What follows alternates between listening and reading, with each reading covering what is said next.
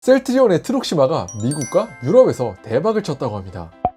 이런 실적을 기반으로 셀트리온이 사상 최대 실적을 기록했는데요. 그런데 셀트리온이 가장 큰 강점으로 가지고 있는 바이오 시밀러 업계가 향후 몇 년간 몇 배로 커질 예정이라고 합니다.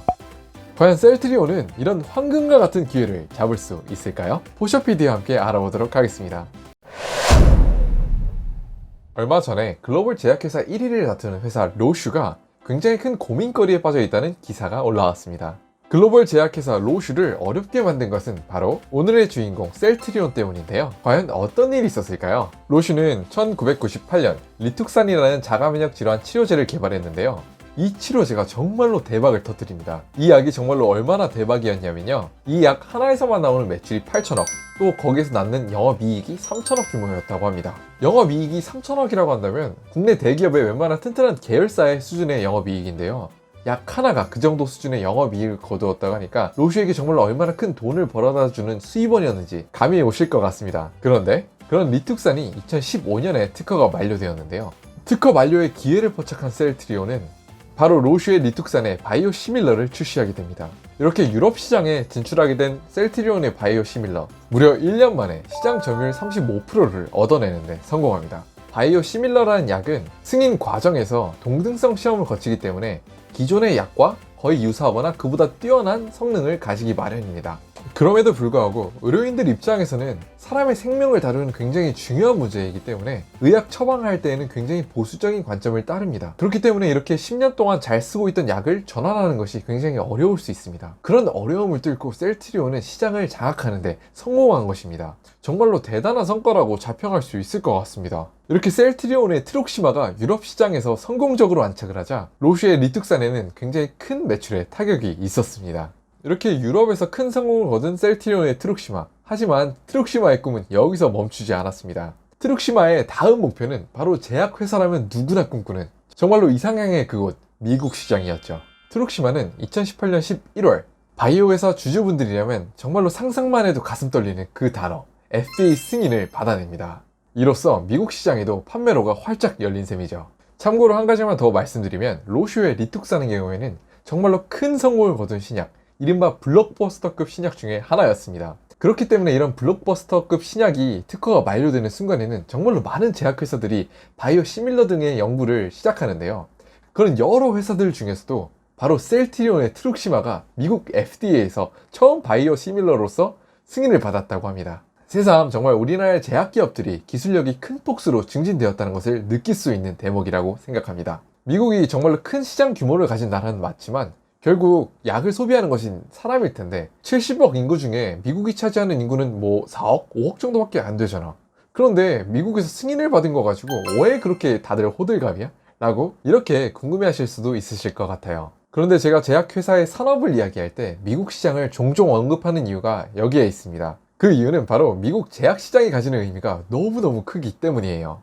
실제로 셀트리온의 트룩시마가 포함되어 있는 리툭시마 시장이 세계에서 10조에서 11조 정도로 추산된다고 하는데요. 그 중에서도 미국 시장이 바로 5조에서 6조를 차지한다고 합니다. 미국이 세계 시장 전체에서 차지하는 GDP 비중이 20% 정도란 걸 생각해보면 세계 제약시장에서 가지는 미국의 위치를 가늠해 보실 수 있으실 것 같습니다. 이렇게 광활한 제약시장 규모를 가진 미국에 진출한 셀트리온, 미국에 드디어 판매되기 시작한 트룩시마 덕분에 셀트리온과 셀트리온 헬스케어의 매출은 경이로운 성장세를 이어나가고 있습니다. 이렇게 미국에서 판매된 지 반년이 채 안 되는 트룩시마가 얼마만큼의 성공을 거두었는지, 또 앞으로는 트룩시마가 셀트리온에게 얼마나 큰 성공을 가져다 줄 수 있을지에 대해서 잠깐 이야기해 보도록 하겠습니다. 유럽에서 이미 점유율 30%를 기록한 트룩시마는 미국에선 출시 4달 만에 점유율 8%를 기록하는 데 성공했다고 합니다. 또한 이러한 점유율 8%의 기준은 의료인이 직접 처방한 처방액 기준이라고 하는데요. 이러한 처방액 기준은 다른 기준들보다 더욱 보수적으로 접근이 가능한 기준이기 때문에 이러한 수치를 신뢰할 수 있을 것이라고 전문가들은 전합니다. 과연 셀트리온의 트룩시마가 잘 해내고 있는지 알아보기 위해서 다른 약들의 4개월차 성적표를 한번 찾아보았는데요. 다른 항체 바이오 시밀러 약들도 4개월 차에 약 8%의 점유율을 기록한 것을 확인할 수 있었습니다. 또한 전문가들은 트룩시마가 보험에 등재될 수 있을 경우에는 연내에 점유율이 무려 20% 가까이 올라갈 수 있을 것이라고 전망한다고 합니다. 이렇게 광활한 미국의 리투크시맙 시장 규모에서 점유율 20%를 달성한다는 것은 정말로 대단한 일입니다. 그런데 최근 미국 제약 시장에선 바이오시밀러의 의약품이 더욱 폭넓게 선택될 수 있는 환경이 조성되고 있습니다. 그것은 바로 미국이 대선을 앞두고 미국 의약품 가격이 재조명받고 있기 때문인데요. 미국의 경우에는 의약품 가격이 정말로 미쳤습니다. 같은 약인데도 불구하고 같은 선진국들 영국이나 캐나다보다도 몇 배씩이나 더 비싼 가격을 주고 사야 합니다. 그렇기 때문에 현재 미국에서는 국민들이 매년 내는 의약품의 비용이 물가의 몇 배씩이나 큰 폭으로 상승해 왔는데요.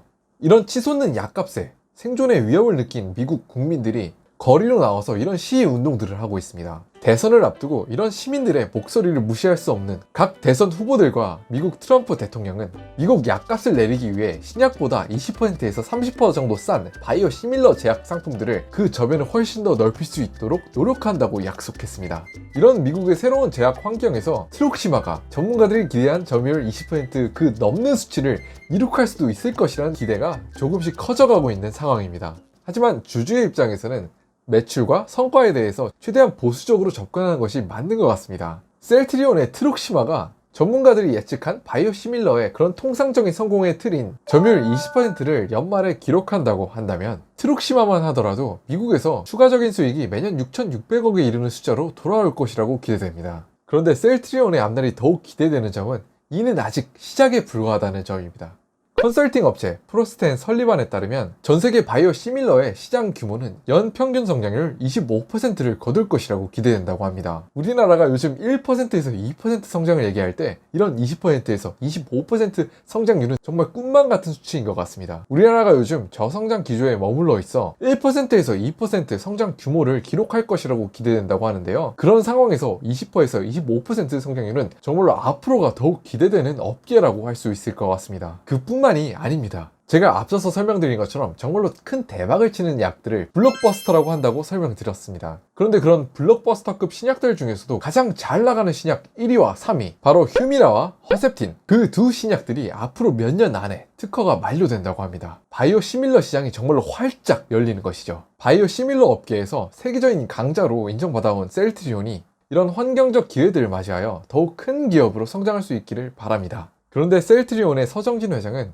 인터뷰 등을 통해서 셀트리온의 더욱 먼 비전을 보여주고 있습니다. 바로 셀트리온이 바이오시밀러 업계 강자 그 수준을 뛰어넘어서 신약을 개발하는 그런 글로벌 제약사 수준이 되기 위해서 원대한 비전을 밝혔습니다. 이런 비전이 절대로 과장이 아니라는 것을 보여줄 수 있도록 셀트리온은 트룩시마와 같은 현재 바이오시밀러 의약품에서 벌어들인 돈의 상당수를 R&D에 재투자하고 있습니다. 이렇게 현재 잘 나가고 있는 것처럼 보이는 셀트리온이 마치 위기라도 되는 마냥 R&D에 정말로 큰 돈을 쓰고 있는 것은 다 이유가 있는데요. 예전에는 제너릭 규모에서 굉장히 심했던 경쟁의 규모가 이제는 기술력이 한층 더 높은 바이오 시밀러 업계에서도 경쟁이 불붙고 있기 때문입니다. 물론 전 세계적으로 바이오 시밀러 의약품을 개발할 수 있는 회사가 많진 않기 때문에 아직까지 셀트리온의 단기적인 성과에 대해서 어둡게 생각하는 사람들은 많지 않습니다.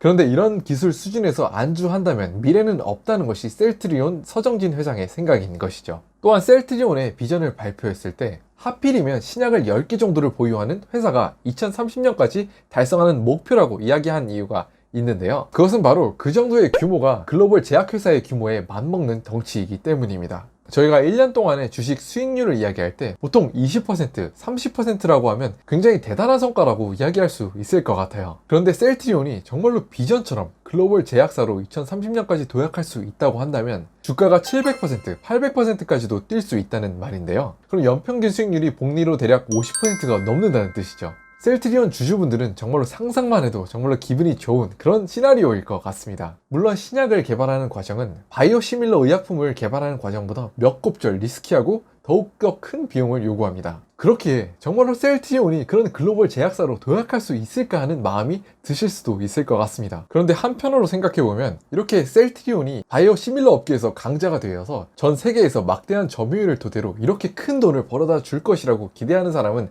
아마 많지 않았을 것 같습니다. 특히 한국의 고전 산업들이 수익률이 악화되고 또한 나라 전체적인 경제 성장률이 낮아지고 있는 이때에 우리나라의 바이오 업체들이 정말로 한 건을 해주면은 정말로 우리나라 전체에서도 활력을 돋구는데 큰 역할을 할 수 있을 것이라는 기대가 듭니다. 이미 바이오 시밀러 업계에서 굉장히 큰 성공을 거둔 셀트리온. 그런데 정작 셀트리온은 글로벌 제약사로 도약하기 위해선 이제 시작이라고 이야기를 하고 있습니다. 셀트리온이 글로벌 제약사로 도약하고자 제시한 글로벌 2030. 과연 그런 비전이 이루어질 수 있을까요? 포셔PD는 여러분들께 셀트리온의 따끈따끈한 소식을 전해드릴 수 있도록 하겠습니다.